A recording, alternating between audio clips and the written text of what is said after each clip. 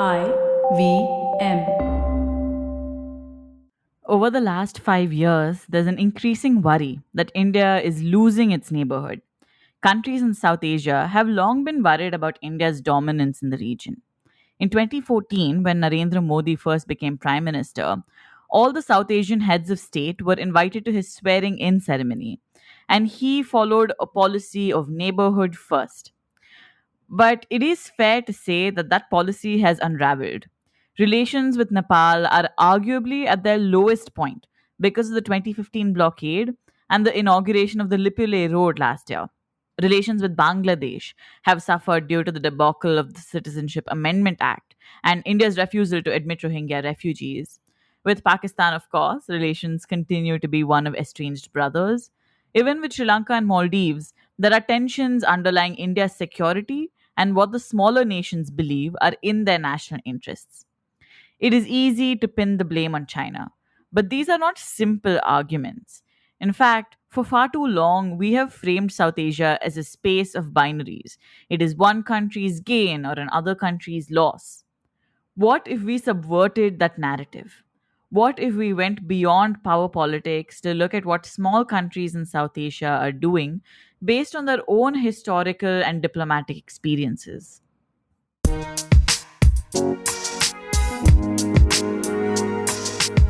Welcome to States of Anarchy. My name is Hamsini Hariharan. Every week on the show, I break down problems in global affairs and foreign policy, all in the hope of making a little more sense of the world around us. This week, I'm looking to South Asia, particularly to one country with whom relations are extremely close and extremely tense: Nepal. If you go by the Indian media's portrayal of Nepal's relations with China, what will emerge is a sexist, reductionist take that makes Nepal look like a naive boy hoodwinked by some evil monster. But such narratives do so much damage, mostly because they deny Nepal the agency to act as a sovereign power that can make its own decisions about the world. So, going beyond the hyperbole, how does Nepal think about China?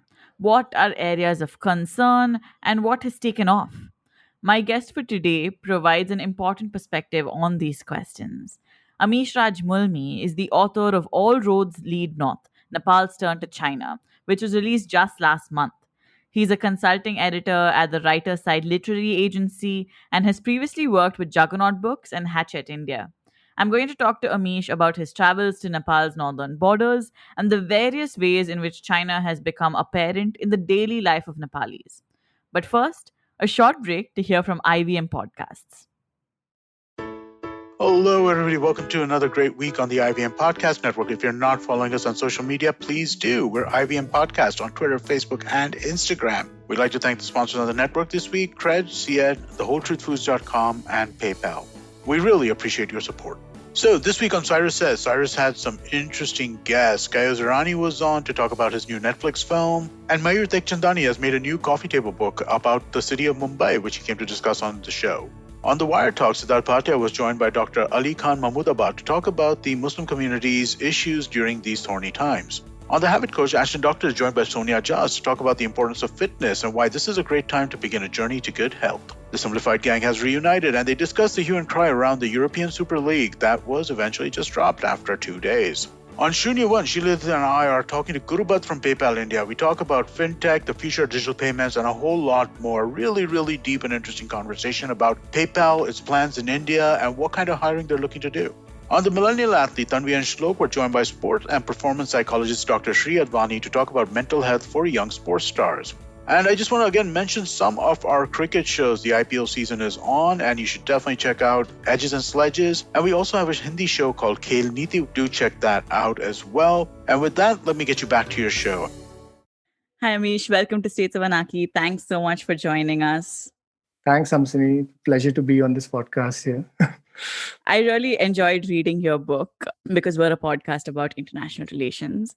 But I think, one of the feature of international relations is that it's extremely obsessed with power politics, and there's no sort of space for views from small countries. What do you think about this with respect to Nepal? I suppose one of the things that really helped, while I was writing the book was that I was not coming from an international relations background.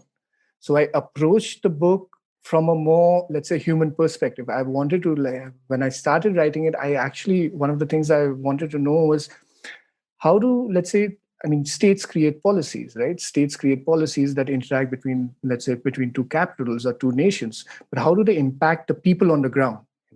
And that is something that was one of my concerns. That how can I bring this out? And as I've been saying, that there are two parts to how I came to write this. The first was my own interest in, let's say, this part of history, this part of Nepali history with Tibet, with China, that no one really had written about. And it had been one of those stories that, you hear in oral histories that, oh, this used to happen, oh, that trade used to happen across borders, across the mountains, but no one had actually put it down. No one had actually put it down in a comprehensive way. And that is one of the things that motivated me. The second thing was, we were eating dinner at a Chinese restaurant, I think a year or two after the 2015 earthquake here in Nepal. And it was just amazing. It was just surreal to see Chinese hotels coming up, Chinese restaurants, Chinese tourists traveling, Chinese cargo companies just coming out of nowhere in this particular lane in Tamil. And I wanted to know what had changed, what had happened for this to occur, to see the, let's say, the magnitude of change, especially in that lane in Tamil, was something. There is a spatial transformation, and it is quite visible. And my motivation, or rather one of the thinkings that went behind the book, was I wanted to understand what had changed between China and Nepal for this to happen. So I suppose that's the thing. States, there is this sort of thing that, like I say in the introduction, that South Asia, the viewpoint is obviously dominated by the Indian narrative and how India looks at the other countries. But what we sort of ignore, or what we sort of, let's say, overlook, is how other countries, let's say, negotiate, India, and negotiate China, or have negotiated them in the past.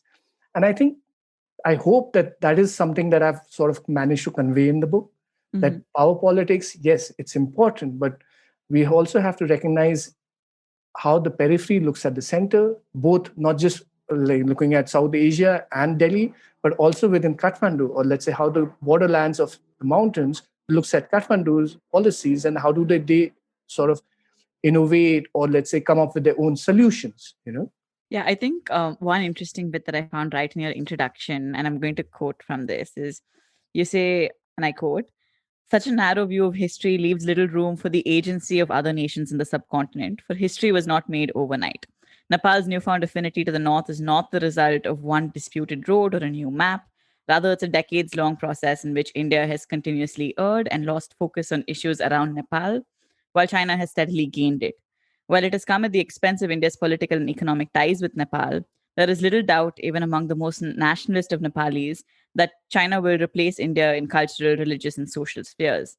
And yet, there's little evidence of Indian policy or its media, which shapes the popular discourse, has attempted to understand the nuances that led the Nepali establishment to shy away from the corridors of Delhi.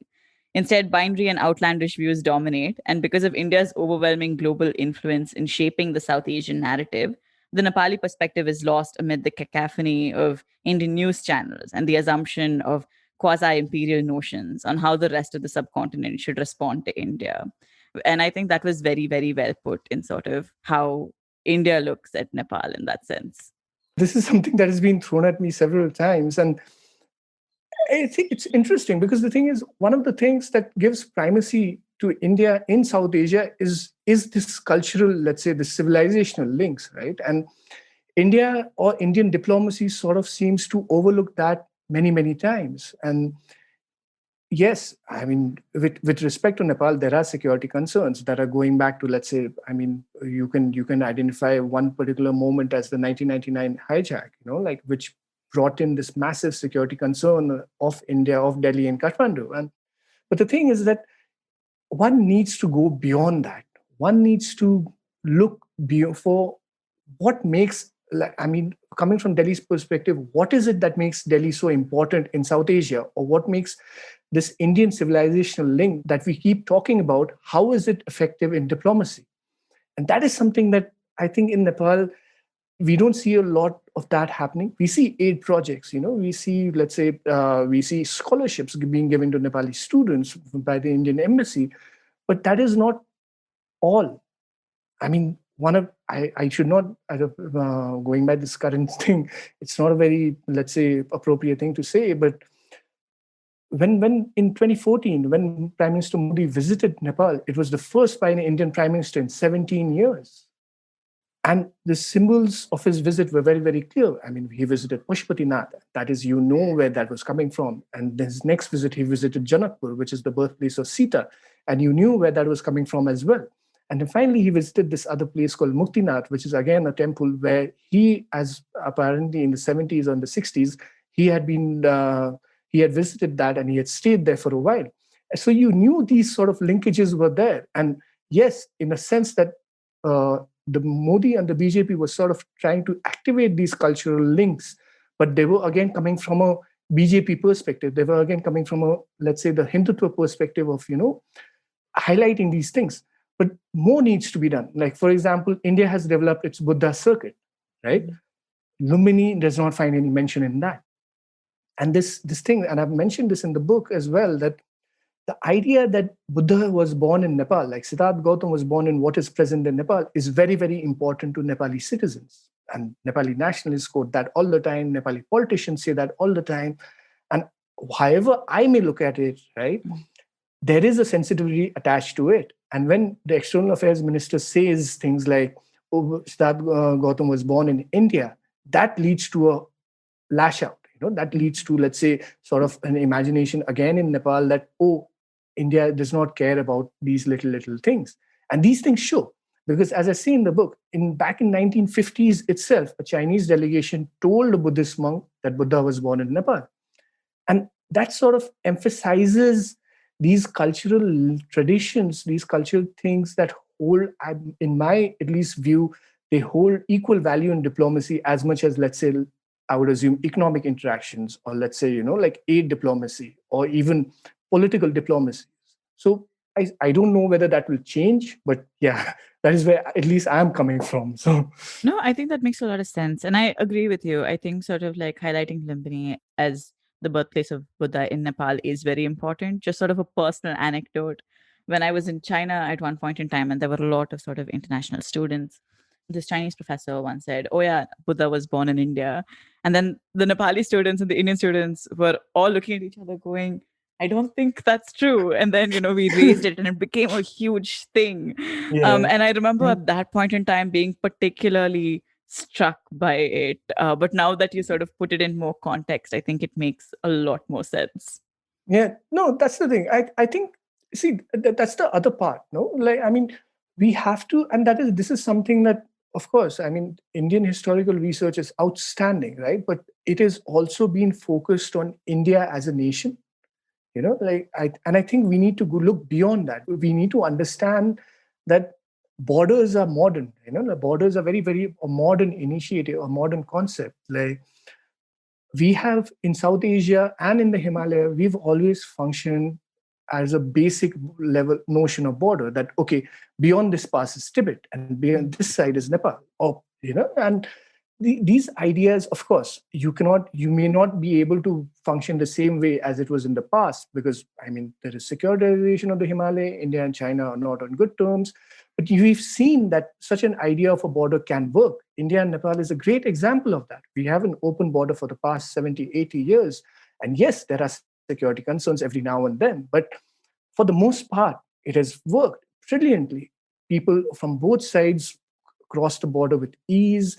Nepalis work in India with ease. I mean, I've worked in India for almost like 10, 12 years. And that sort of idea that borders do not need to restrict citizens, borders can be beyond just, let's say, a line on the ground saying, okay, you belong to this part and you belong to that part.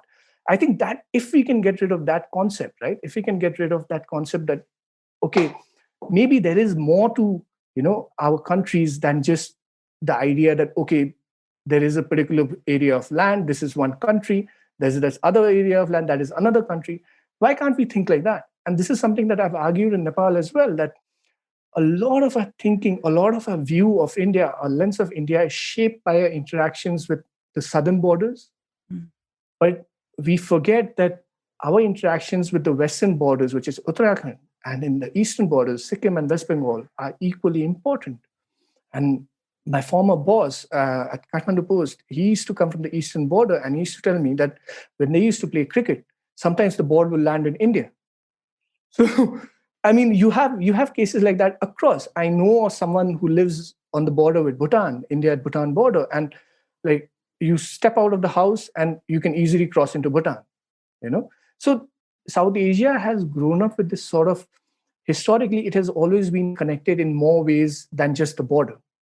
And I think that concept, I don't know. I mean, international relations people, policymakers, perhaps when they start looking beyond borders and at the people to people interactions, perhaps they can have a better sense of how South Asia can come together better. Because think about it, we are one of the most culturally connected in the entire world. And yet, economically or politically, we are one of the most least connected, places. Our economies, they operate very, very discreetly. Even with respect to India, I mean, our policymakers have failed to look beyond this new Indian economy that has arisen. Like, I mean, and it is exemplary. This startup culture, the services sector, even investments in telecom and infrastructure. And we have not been able to see that. And perhaps there are ways to look at that. Policymakers would know that better. But my argument is that if we can shape diplomacy in our region, at least from a people to people perspective, I think we would all be better off.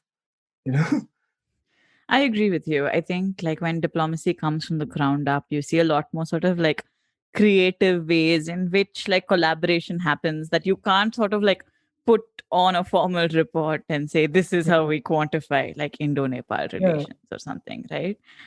But that makes me curious about, since we're talking so much about borders, that makes me curious about travels to the north of Nepal.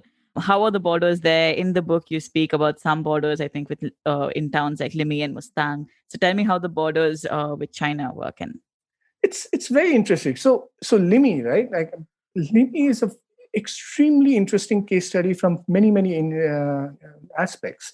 It's a trans-Himalayan valley. The average, it's above 3,500 meters in height. There are 3 villages, and there must be about like 1,000 people living there, including children. And it's a very, very, that there are different ways of how people express sovereignty, like I've said in the book. One is obviously the idea of belonging to Nepal.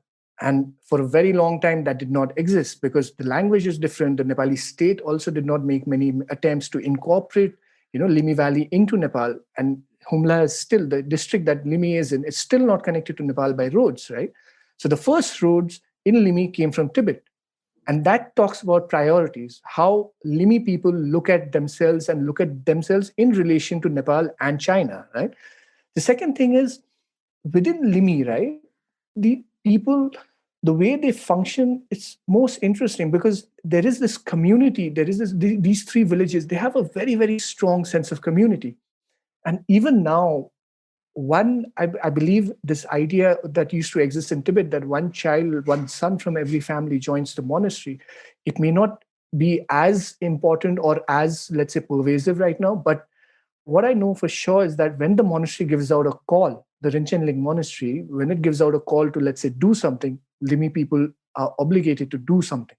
So, for example, when I went there, I went there as part of there was a trade fair, China-Nepal trade fair happening, trade and tourism fair that was sort of highlighting Limi's, tourist sort of opportunities, tourism opportunities, agricultural opportunities, economic opportunities. And the monastery had actually given out this call that, okay, whoever can, do come and visit. So when we went and when we started hiking, we hiked for about 3 days, and there was about like 18, 20 of us.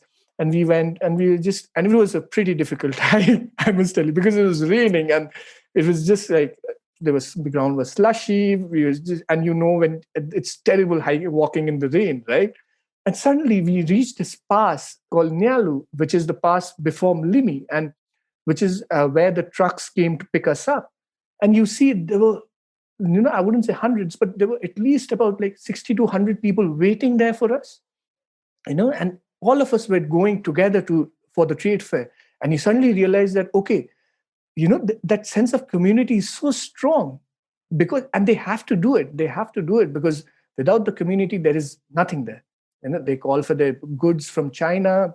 As I've said, they sort of collate what their requirements are. They call for them from Taklakot or Purang or Burang, and a lot of Limi residents now work in Burang. They have restaurants there. They have shops there. A lot of them work in the construction sector, and you could see the impact that it was having in the pandemic when China decided to close down the border, and a lot of people were stuck there in 2020.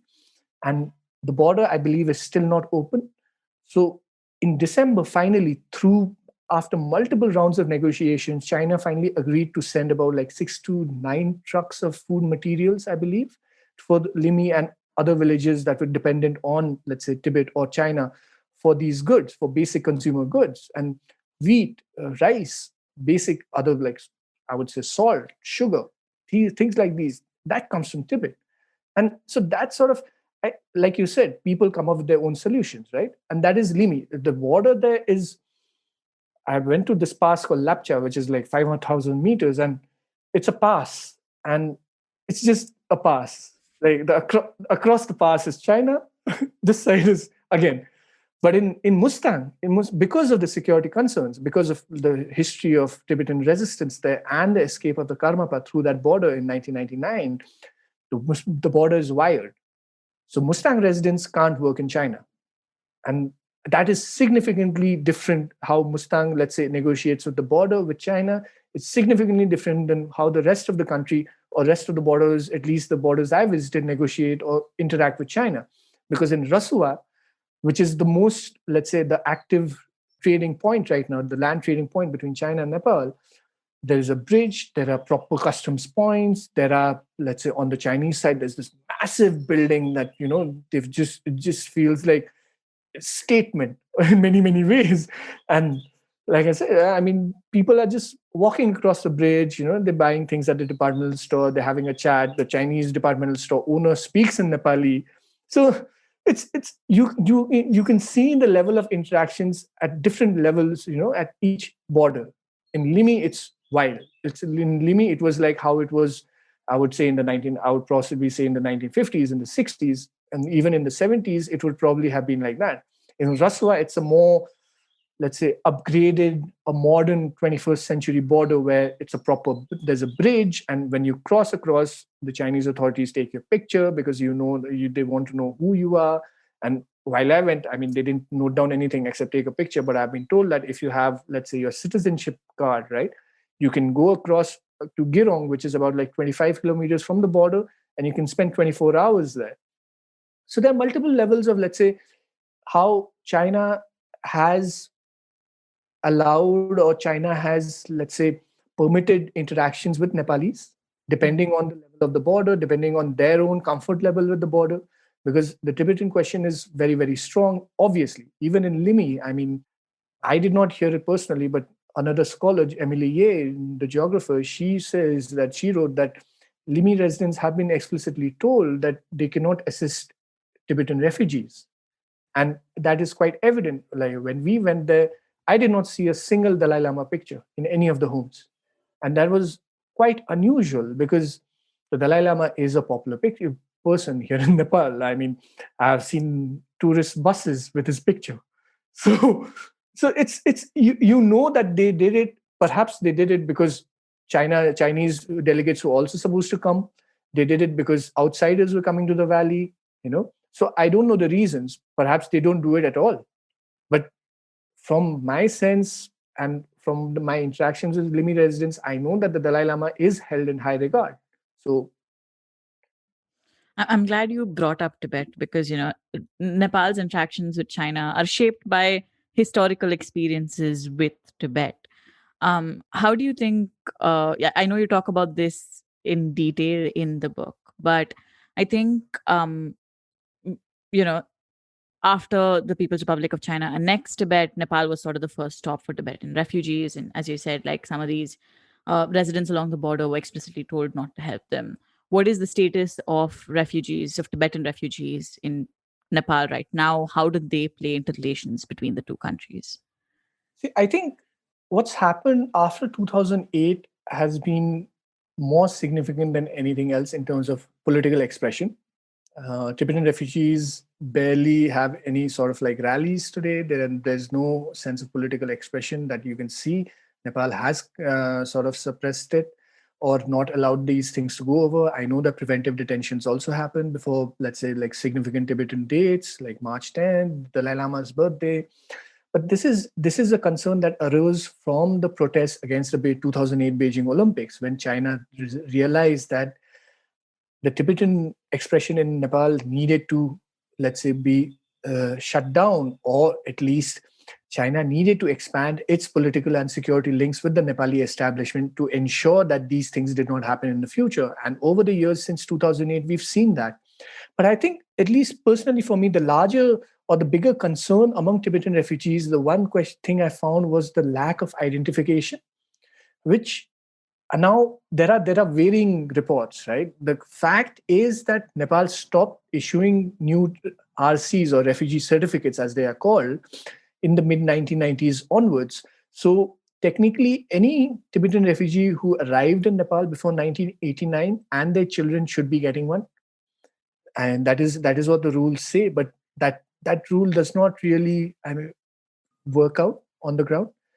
The refugees I met in Pokhara, their children should have been eligible to get the RC, but they did not have the RC. And that was the major concern, at least in my, let's say, experience. In my when I spoke to in my conversations with them, that was the sort of idea that I got, that yes, I mean, they understand that as refugees, they do not have political rights in Nepal, but identification is a major issue. They do not, Tibetan refugees today do not have, let's say, any form of identification, simply because, I mean, Nepal stopped issuing them. So now it's difficult for them to open a bank account. It's difficult for them to get a driving license. And they have to resort to multiple ways to, let's say, do things. I mean, there are proxy owners of businesses, all of that obviously happens. But what we've also seen is that before the 1980s, Nepal was a lot more lax about them. We've seen that Tibetans own businesses. We've seen that Tibetans ran carpet factories, handicraft factories within, let's say, these refugee settlements. And those had become a major export, let's say, foreign exchange earner for Nepal. And in the 1980s, obviously, we know that China became a lot more worried about, Tibetan self-expression, despite, let's say, after in the 1980s, we know that there was crackdown, there's military rule established in Tibet. There is the sense that Nepal began to crack down on Tibetan refugees after China asked it to do so from the mid 1980s, late 1980s onwards.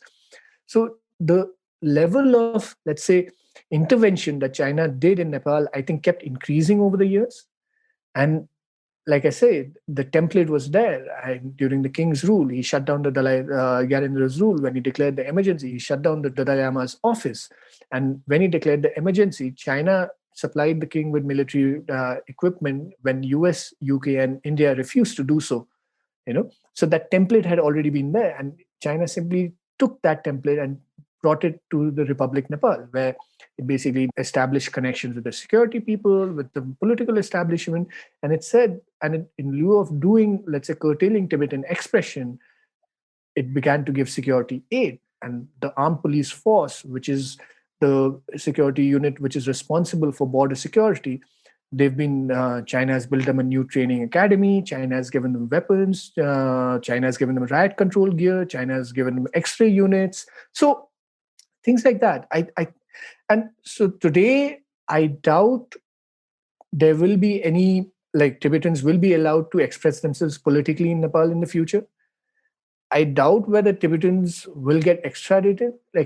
Like, I mean, that was one of the sort of, the extradition treaty was nipped in the bud.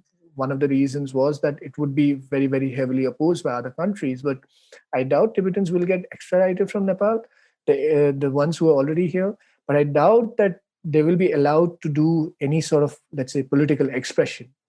Unless, I mean, again, the interesting thing, however, is that the new Tibet Policy and Support Act of the US, that has earmarked $6 million a year for Tibetan communities in India and Nepal up till 2025. And one of the things of the act says that the money will go towards educating the next generation of Tibetan leaders. And that is interesting to me, because I do not know the sort of what are the let's say the parameters within which this aid money will come through.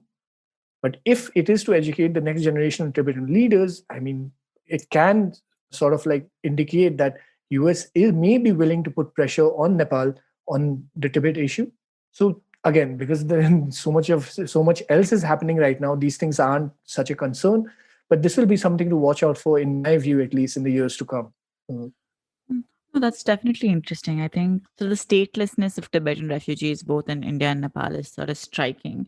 And I think political expression is important. But when you don't even have like identity proof to open a bank account, how do you expect to, make ends meet? And I think this is where you open up sort of a black market, right? Because Yeah, you yeah, can't legally get sort of a refugee card, you will look for other ways in which you can get identification, and that will cost money and it would need influence. And I think it feeds mm, into sort of like a more illegal nexus in that yeah, sense. yeah. And I think, it makes me wonder, this often sounds heartless, but I think in India there is a lot of support for Tibetan self expression when it suits Indian interests, and then to use that as sort of like a negotiating chip. Is that not something that the Nepali government does? No, I don't think we have that sort of leverage in any case to begin with. Mm-hmm. I think in the Indian case, for a few years ago, I believe there was a very interesting article by a Tibetan expert in India who said that does India even have a Tibetan card or a Tibet card to begin with? I mean, that is the first question India should be asking itself. That if it has a Tibet card, is it willing to play that? And not at times when it suits Indian interests, but at other times as well. With respect to Nepal, I don't think Nepal has that sort of leverage with China. I mean, it's gone beyond the level of, for one matter, I mean, the Dalai Lama is in India. The Karmapa, he came via Nepal, but he went to India. And the Tibetan government in exile is in India. So these are units of leverage that Nepal does not have.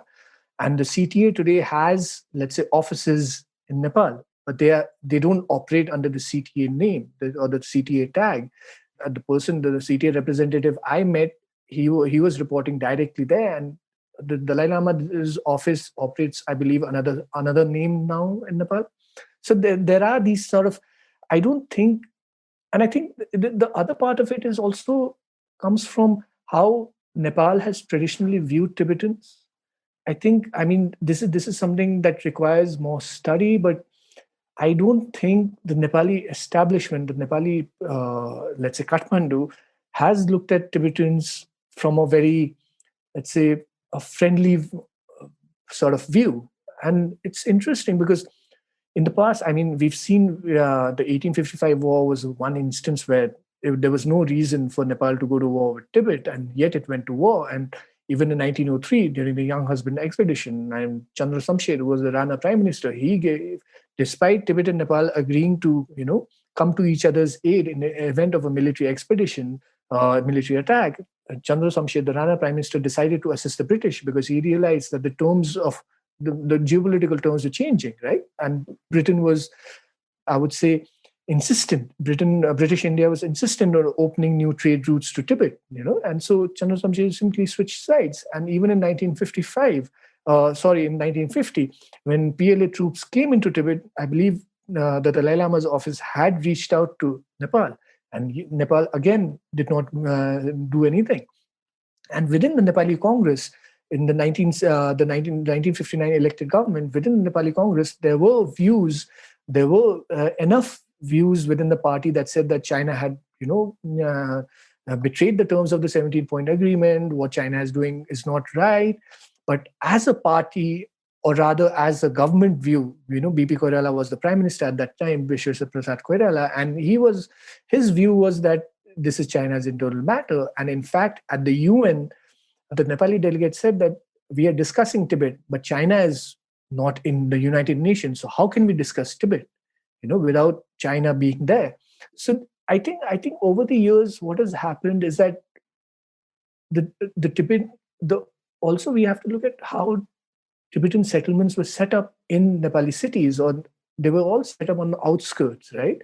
Like in Pokhara, they were set. Now, of course, they're part of this urban sprawl, but they were all set up on the outskirts of cities. So you never had any interaction with them. You never, like, as a child while growing up, I knew that Tibetan settlements existed, but there was never, I mean, the school I studied in Pokhara, I studied there till class 4, and I don't remember any Tibetan students in my class. And I'm sure this must be an experience that is familiar to a lot of other, let's say, Nepali students growing up at that time. And that is something that, yes, that Tibetan refugees live in Nepal. And I think this is something in India as well. Like, but Tibetan refugees have never been integrated fully into the mainstream society.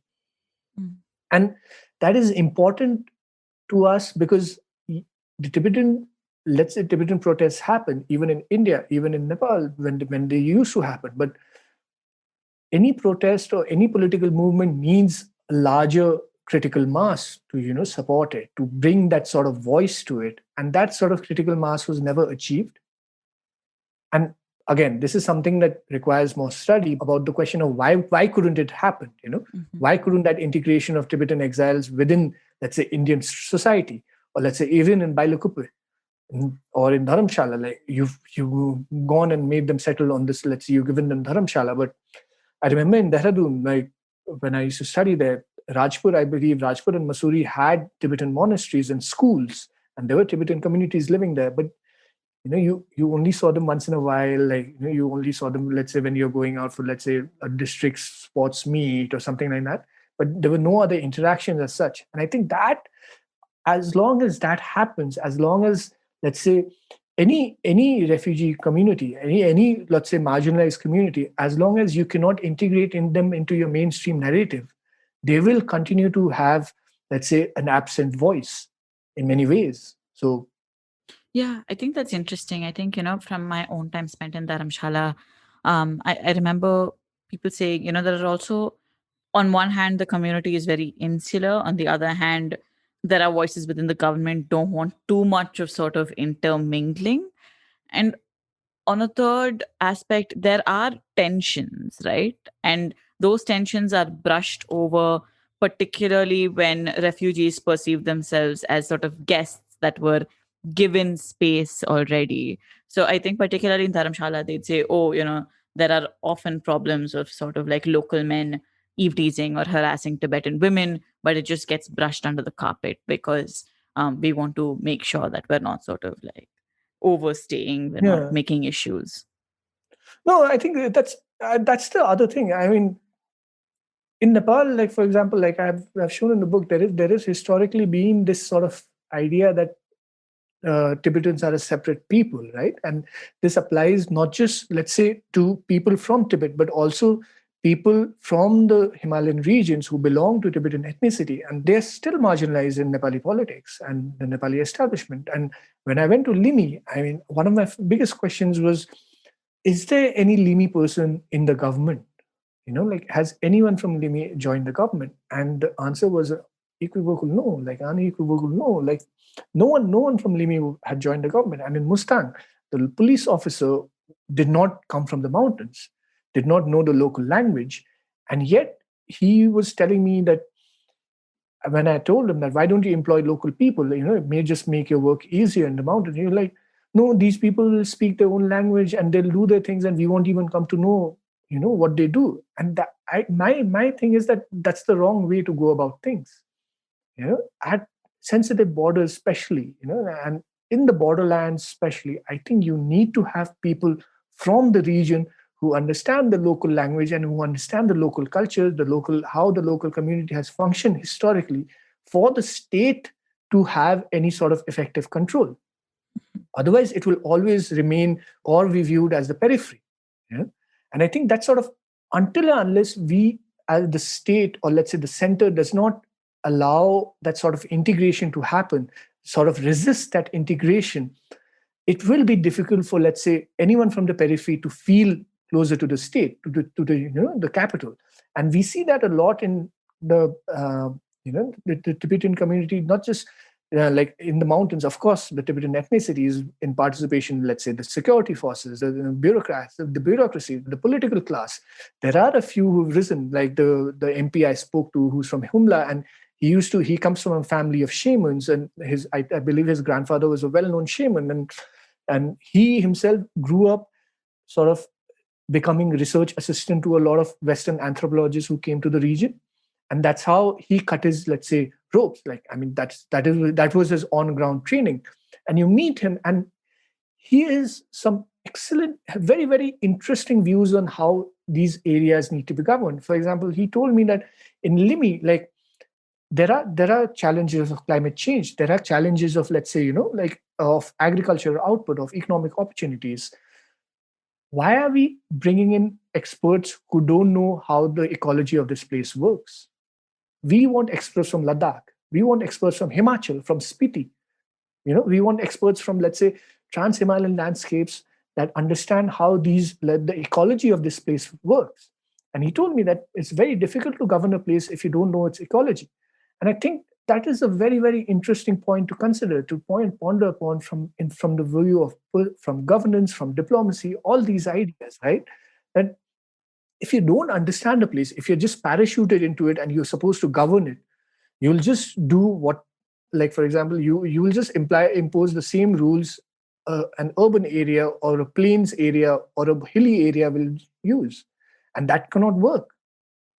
Especially in the borderlands, like, I mean, it does not work. I have seen it, that people really don't care about the police force.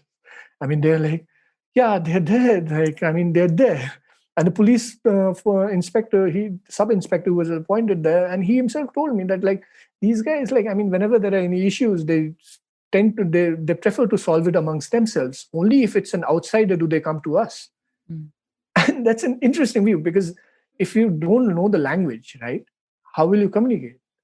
And yes, Nepal has been, in recent years, we've seen that, like, Nepal has been trying to impose Nepali, like, the language, to make Nepali the sort of language of governance. But to what extent it will be successful, I doubt. Like, yeah, I mean, I think this is very interesting because this seems like a legacy of the kingdoms, right? This is how, like, sort of the Nepali king would rule. This is how the Qing emperor would rule. And so you have sort of this historical legacy that's not necessarily in touch with on-ground realities then or now. And now, since we're talking a little bit about representation in politics, I thought we could talk a little bit about sort of Nepali politics in general. And I think there's long been feeling among, like, Nepali people that India interferes a lot with Nepali politics. And I think this was evident in 2015 when the blockade happened.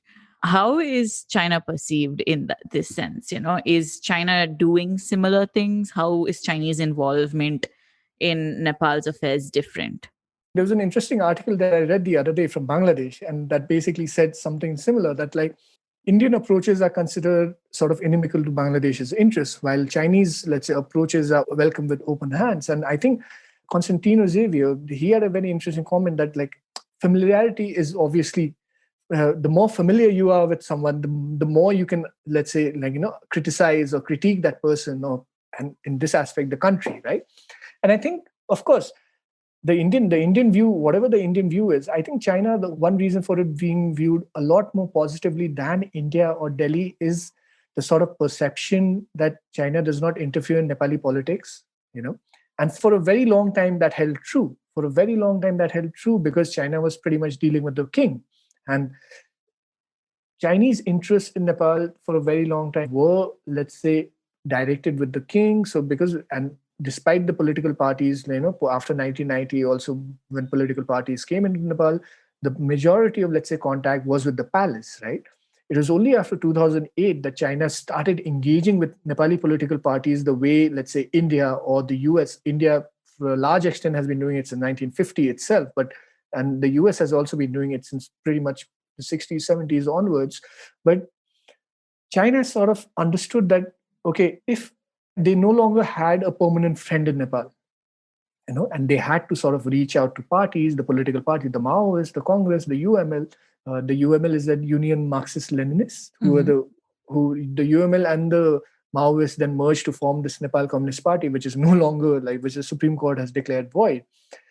And I think what was interesting is that even till as late as 2019, where you could see indications of Chinese, let's say, I wouldn't say interference, but Chinese activity in securing their interests in Nepal, it was very, very visible. But the sort of critique that was directed at, let's say, India or the US was not visible at all in the popular narrative. But in 2020, that narrative became a lot more visible because the Chinese ambassador herself became that much more visible. The Chinese ambassador started meeting with political leaders, started trying to, bring this sort of conflict within the Nepal Communist Party to a sort of a halt, to a compromise between the Prime Minister Oli and Prachanda's factions. And that sort of visibility also brought it a critique that was unknown hitherto. And I think the interesting part is that I don't think it is perceived like, Chinese activities in Nepal is perceived from the perspective that, oh, China is, let's say, China does not have Nepal's interests in mind. I think Chinese interest is still perceived, activity in Nepal is still perceived from that perspective that they're still looking after their own interests and they're not interfering in Nepal's internal, let's say, political matters. Mm-hmm. It will take time if let's say the level of Chinese engagement that we've seen in 2020, if this continues, which we've seen again, it's again halted, right? Like, I mean, we don't see the Chinese ambassadors so often anymore. But if they continue to do this, I believe that there will be similar critiques that will be directed at the Chinese establishment as well. But I think for now, what's happened is that China has managed to develop, or rather cultivate, this narrative in Nepal where they sort of respect Nepal's sovereignty, and they have consistently emphasized on it, not just in the joint statements after visits, but also, let's say, in many other ways. I mean, every aid that they give is sort of perceived to be in Nepal's interests rather than working towards Chinese interests. And a lot of it is, of course, PR success. But it is also evident that China has, through the 60s, I mean, the first Chinese aid projects in Nepal were sort of a cement factory, a shoe factory, a paper factory. And all three of them were sort of perceived as trying to curtail Nepal's dependence on India for consumer goods. So there has been that sort of, let's say, thing that, and I think it's also a lot of it is also Beijing is a lot further away in terms of, I think, Nepalese, and this goes through across the world, but I think Nepalese are yet to understand how Chinese diplomacy functions, comprehensively. Because you've studied in China, you would know this a lot better. But in my sense, Chinese diplomacy always takes a long view. Like, for example, I'll give you a most recent example is that we've seen that, when the NCP split up and Prime Minister Oli, despite all the protests and despite all the moves by the Chinese ambassador, still went ahead with the parliament dissolution, and China was seen to have suffered a setback in Nepal, and India is said to have gained, and that was the sort of narrative that had been created. But just a few days ago, I mean, Wang Yi, the foreign minister, he did this conference with Pakistan, Bangladesh, Sri Lanka, and Nepal and Afghanistan, and where he emphasized on COVID cooperation. On Nepal is getting 9 crores worth of Chinese vaccines, medicines, and equipment, medical equipment very soon. And along with these countries, China is setting up, let's say, an emergency resources fund, a poverty alleviation fund, an e-commerce alleviation fund.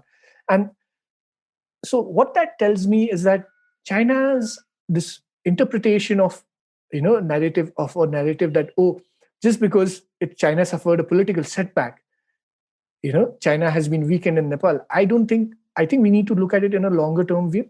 I think we need to look at what is China's long-term interest in Nepal, or let's say South Asia. And I think slowly and steadily, China has been able to achieve those. Mm. And that's something that's been evident from Chinese diplomacy or even Chinese politics. So like Deng Xiaoping in 1978, he had a view that, okay, by 2049, we will do this.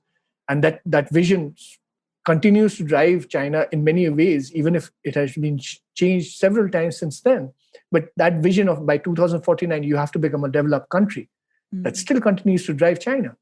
And so that long-term view, I think, is very, very evident in Chinese diplomacy as well. Yeah, I think, it's interesting that you say that. I think China definitely has done a good job of sort of convincing countries around the world that it doesn't particularly care who is in power as long as it can get things done. In terms of whether China has a long plan or not, I think there are two sides to it. I think China does plan things really well, like with, that's two centenary goals and wanting to look forward to 2049 shows that they have an idea of what kind of country they want to be, which I don't think that sort of consciousness doesn't exist in India. But I think the other thing is also that the Chinese want you to think that they have a long-term plan. Even if a lot of their policies are just experiments and they're trying things out, they want you to sort of believe that, we thought of this when Deng Xiaoping first took over, right? Like all of these policies don't come from now. So I think there are two sides to that. No, And of course. I think half of it is also what you're saying, that like that perception management, right? The perception management, they do that pretty well, at least among the developing countries. And that speaks volumes about the diplomacy. However, I mean, let's say we have our own views. Right? And I've said in the book that like China has been very, very unilateral in Nepal.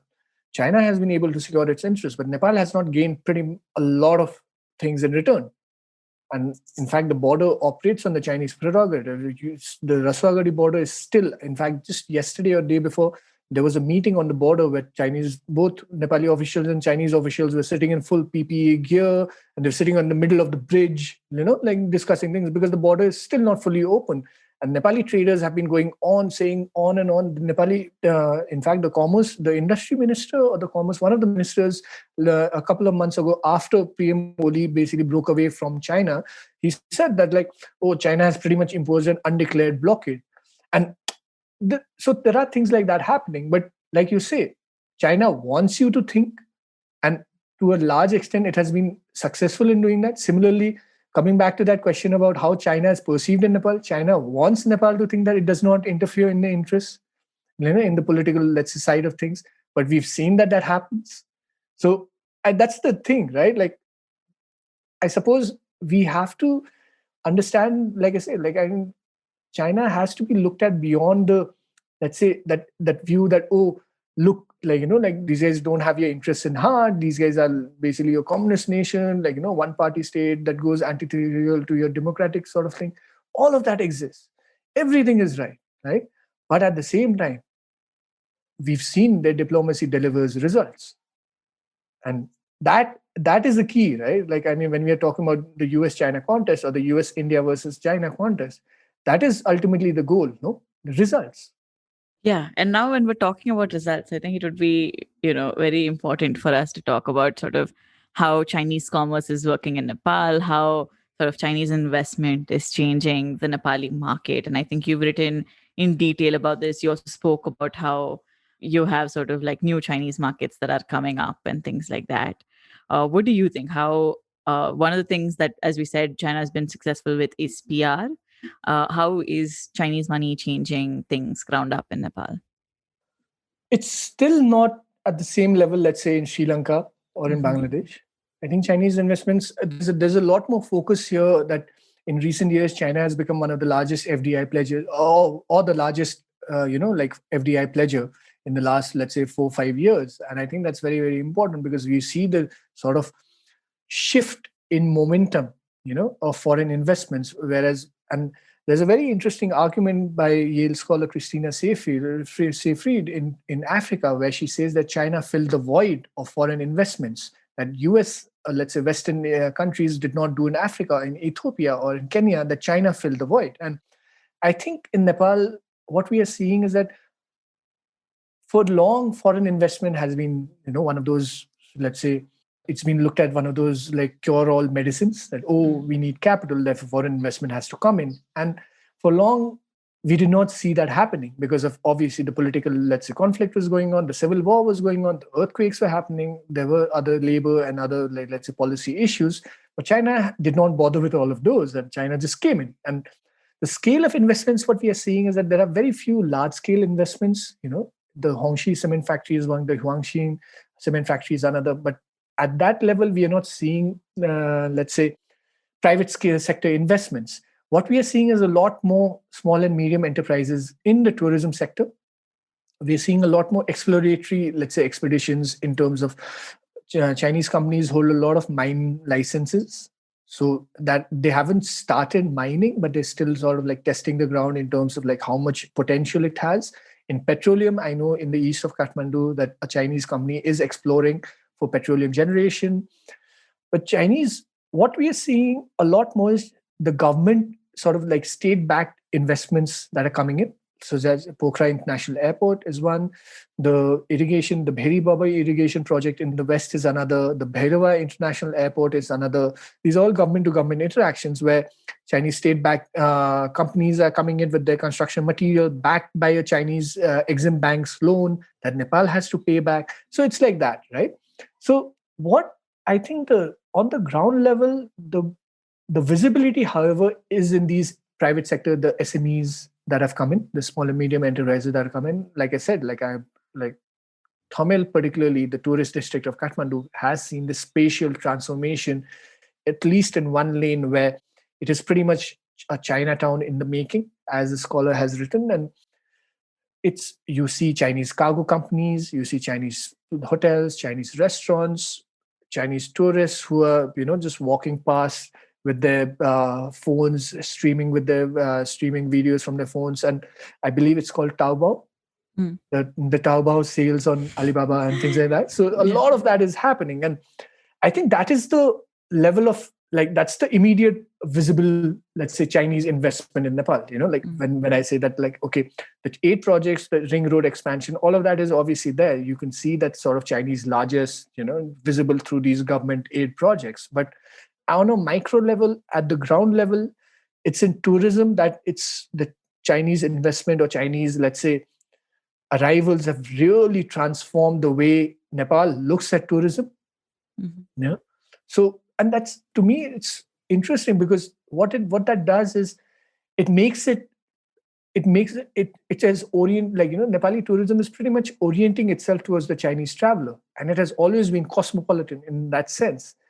And we are yet to see the long-term, let's say, implications of what that means.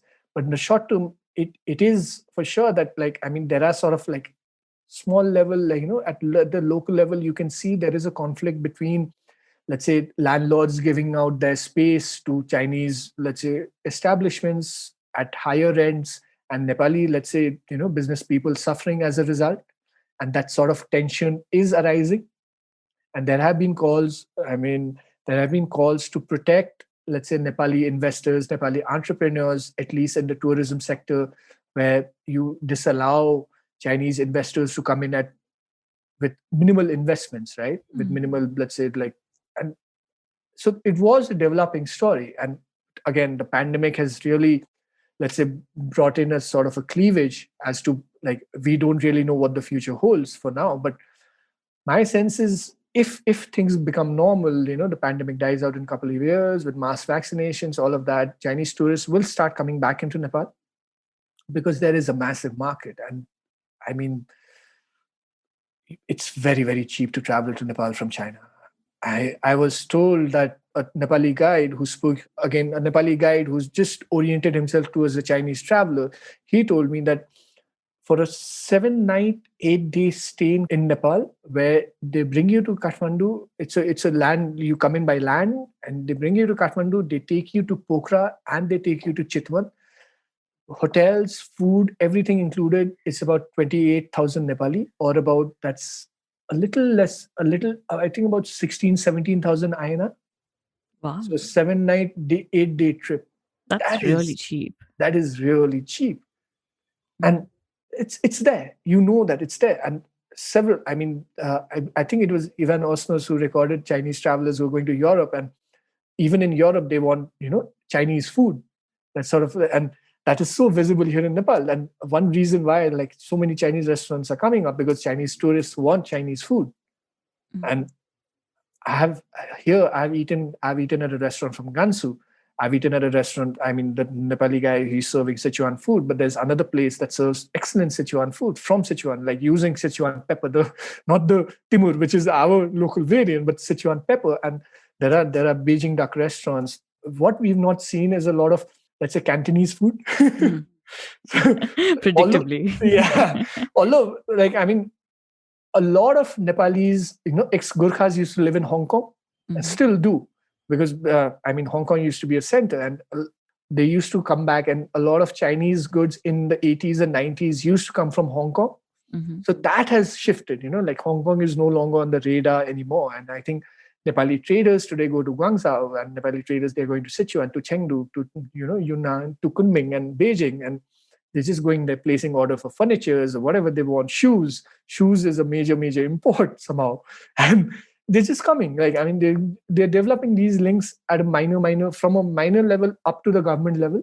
And I think it will expand in the days to come, in the years to come. If, let's say, there is this sense that Nepal politically will sort of assure China of its interests in the country. If Nepal succeeds in doing that, I think there will be more and more investments coming in. But again, the scale, I doubt. The scale, because Sri Lanka, obviously, as a port, as an island, as a port, it has much, larger scope. And I don't think China has yet, that sort of interest in Nepal. The thing is, obviously, a lot of it also depends on China's access to northern Indian markets via Nepal. And going by how it is right now between India and China, I don't think it's possible in the near future. So that is another limitation for Chinese investments in Nepal. So let's see. Those are very interesting. And this is sort of just a follow-up question. When Chinese tourists visited Nepal before the pandemic, would they come across sort of like Tibetan refugees or Tibetan shops? Would those interactions ever take place, or were they completely cut off because they were traveling in groups? No, that's very interesting. I can't say for sure, but because my knowledge of them comes from a lot of Chinese, let's say, tourist guides and local Nepalis who've interacted with them. But one thing is for certain is that there have been, like, for this guy told me that they ask questions about Tibetan refugees, and for example, a lot of them visit Bodh, which is an area which is populated by Tibetan refugees, and they pretty much say, "Oh, these guys are our citizens living here," So that's sort of. But I don't think. That sort of detailed interaction occurs. I doubt that occurs, because it would otherwise be visible even in the, let's say, the semiotics of, let's say, stores that serve Chinese tourists, right? But it's not there. It's there is no Tibetan, let's say, posters or language or anything that to do with, let's say, Tibet, and these Chinese stores. It is China. It is like Han China, let's say, for lack of a better word. So. All right, fair enough. I think that this has been very illuminating, Avish. So I'm going to come to my last question, and this is something I ask all my guests. What books or what resources would you recommend for anyone who wants to dive more into Nepal's relations or how Nepal looks at the world or at China, apart from your own book, of course? So there is quite a bit in Nepali language, so I don't think that will help your listeners.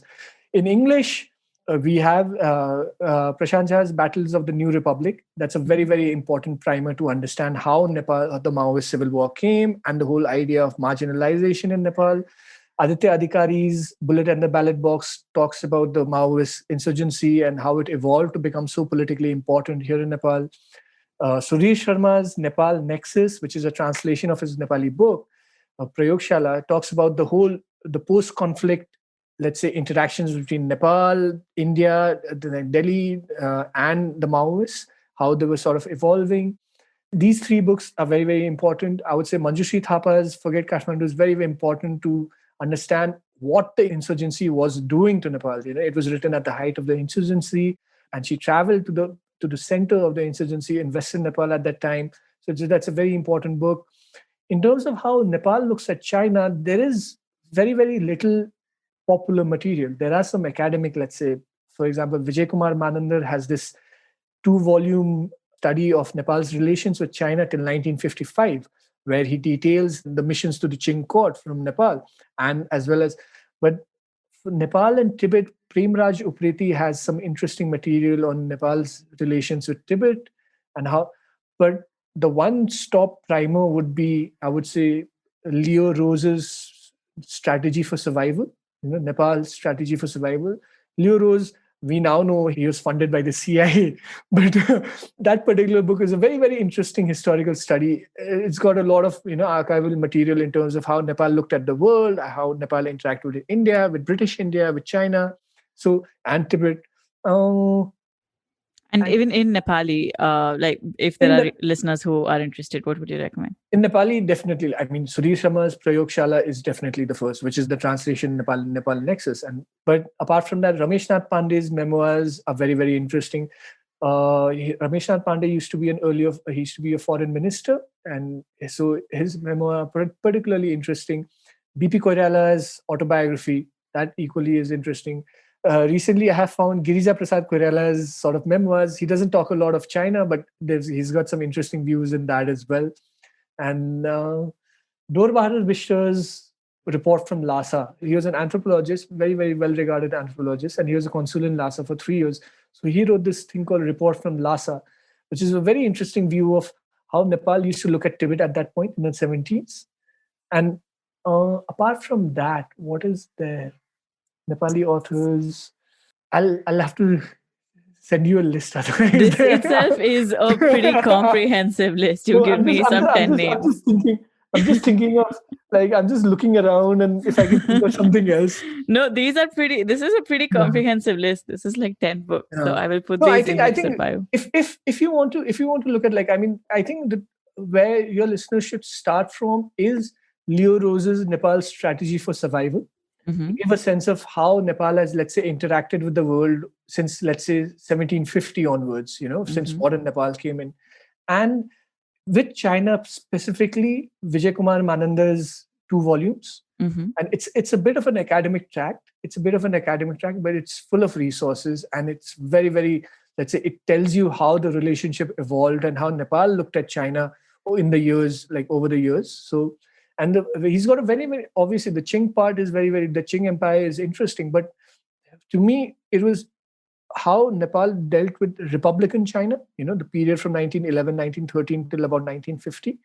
And in that period, how sort of Nepal's hesitations of dealing with China, because sort of Chinese were sort of claiming Nepal because of Qing, let's say the tribute missions, and Nepal was interpreting them differently. So they show a lot of Nepal's own insecurities, which is vis-a-vis China at that time.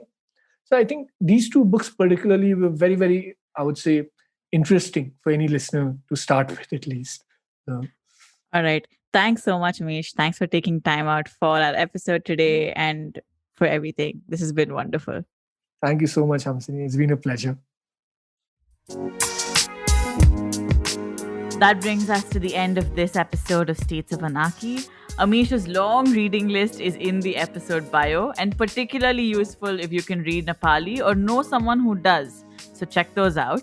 If you have questions or comments about Nepal's foreign policy or anything in international relations, you can send them to me and I'll answer them on the show. Every fortnight, I do a special Q&A episode where I take listener questions on global affairs. Just email me at ivmstatesofanarchy@gmail.com or get in touch on social media. On Instagram, my handle is @statesofanarchy, and on Twitter, I'm at HamsiniH. If you want to support us, please share this episode with someone who may enjoy it or leave us a rating. If you're not following us on Instagram, you should. We post quizzes, videos, and fun posts about the world. Just a small reminder that the recent wave of COVID infections in India is difficult on all of us. So mask up, get vaccinated, and stay home. Sending you lots of good vibes, and I will see all of you next week. Hi, I'm Zarina Poonawalla, host of the Empowering Series podcast on the IVM network. I happen to be a peak performance coach and leadership coach by profession, and I'm here to share with you productivity tools, life-altering techniques, and real-life hacks to help you achieve your maximum potential in everything you do, your relationships, professions, careers. So tune in every Monday to unleash your inner power. Be safe, be well, be empowered. Whether you're an established sports person or a budding one, or simply a sports enthusiast, join us, Tanvi and Shlok. We are 2 passionate pro badminton players talking policy, mindset, and everything sport. So tune in to The Millennial Athlete every Monday. Only on the IVM Podcast Network. Trust us, it's gonna be lit.